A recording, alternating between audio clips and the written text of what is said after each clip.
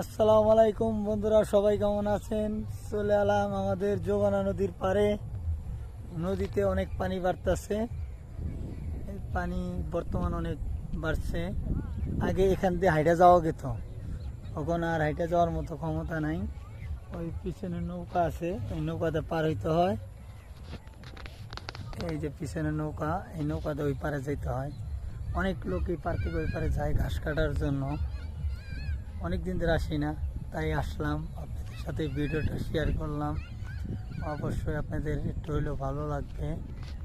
নদীর পাড়ে অনেক প্রচুর গাছ সাইড দিয়ে, পাশে অনেক বাড়ি ঘর আছে। টিকিট খেলতে আছে, এই যে পোলাপানের টিকিট খেলতে আছে। অনেক সুন্দর একটা জায়গা।